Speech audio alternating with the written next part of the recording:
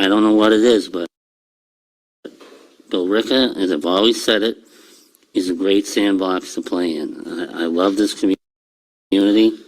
There is so much potential here, and I just can't help myself and make Billerica more of a destination than it already is. I really do think that Billerica has a bright future. Well, that was the words of town manager John Curran, explaining how he liked to play in the Billerica sandbox because it has so much potential.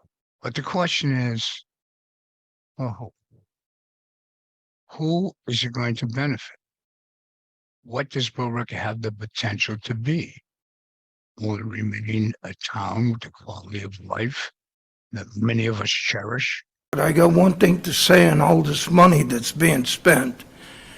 Don't fix the senior citizens, because you won't have any here. They won't be able to afford to live in this town. Here's a clip from the second night of town meeting, the fall town meeting this year. Billerica taxpayers received an unprecedented 17% tax increase across the board that affected everyone, from businesses to property owners, and raised rental unit costs. This whole room, all the acoustics, all the HVAC upgrades, the sound panels, the balcony upstairs. If you get a chance, you can look up there. It's no longer a balcony up there. There are now 2 rooms up there. One's a conference room, and one will later be a fitness room. And issue with BATV. But this has been a project that we had to squeeze in between the last town meeting and this town meeting. And thank you to town meeting for supporting all of the appropriations that were necessary to do the work in this room. It was a $2 million project, which included this whole room, all the acoustics, all the HVAC upgrades, the sound panels, the balcony upstairs. If you get a chance, you can look up there. It's no longer a balcony up there. There are now 2 rooms up there. One's a conference room, and one will later be a fitness room.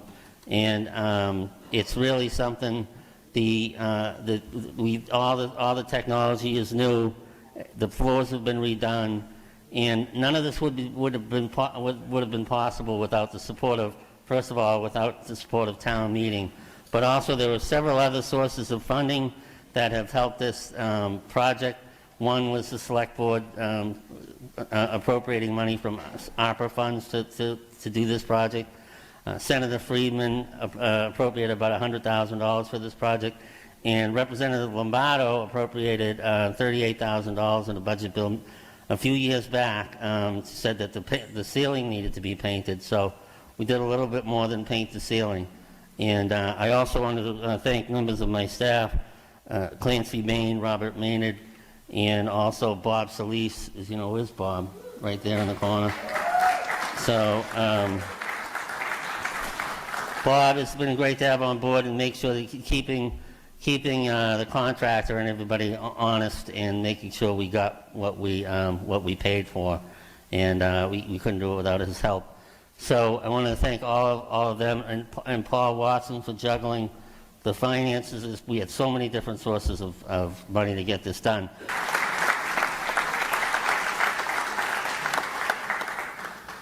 Mr. Sandbox, John Curran, the grant money we received from Representative, our state rep, and our state senator for different projects in the auditorium, and how he and his minions reappropriate other funding from other areas of the town budget to do more.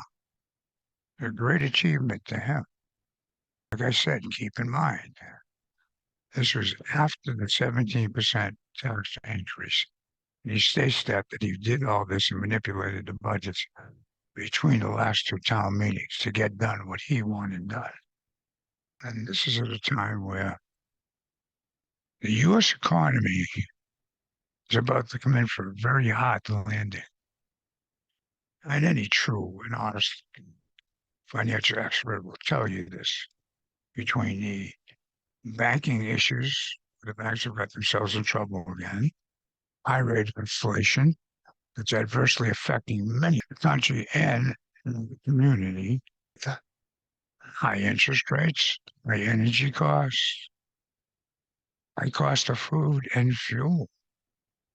These people are out on a spending spree at a time when we should be preparing the community and the most vulnerable members of the community for this very hard landing. It's clear they don't represent the people of Billerica. Watching all this funding be shifted around at this time, it's not what we should want. So this has to be stopped. This is why you need to get out, sign the petition. Let's get the special election going. We need to somehow stop this unnecessary spending, particularly with this whole town rezoning. It will be very concerning, because you understand the ramifications for it. And you have the MBTA Communities Act coming at us, which you don't have to accept, by the way. But when you talk to these people, they're acting like they've already accepted it. They're ready to turn around. Line 3A and other areas in our community on high-rise housing, which will be detrimental to all the taxpayers, business owners, and will increase the cost of rentals. It's not going to make the rental costs go down. Don't be deceived. These people are lying right to your face. Context around Public Works in our Department of Public Works, as most of you know, Public Works agencies are considered first responders, and the facility must support this important role. So this is the floor plan itself. On the left-hand side, you can see that's the admin section. On the right-hand side is basically all the work areas, the garages, the wash bay, the mechanics area. So now I'm going to just show you what an elevation of it will look like from this perspective, looking at it from if you were on River Street Extension. This is what it would look like from that vantage. Just under 50 million, or 50 million. And as I said, this construction period is 20 to 24 months. And we have done several cost estimates to try to verify this projected cost. So there's a lot of, we feel pretty good about the projections. So there are 215 vehicles now that are parked outside. How many of those vehicles will be taken care of by this facility and brought inside? That's not the servicing I'm talking about. It's the outdoor, in the weather, that you were concerned about, that they needed to have a parking place inside. I apologize. So this facility is large enough so that every vehicle will be inside. So all Yes. 215? Correct. Okay. And Bro Mackey? Yep, Frank Michalaghi, Precinct 7. If this passes and this facility is built, what's going to happen to the property on Boston Road where the DPW is now? You must have thought of this. We're going to have a and what boat ramp future and plans restaurants are. and a nice place to go. What's going to happen to the other property? So we already answered this question, but Go ahead. so this came up a few minutes ago. So there will be a committee put together by the board, I'm sure, to study this and determine what the future of that property is. But we do not have a purpose for that property yet.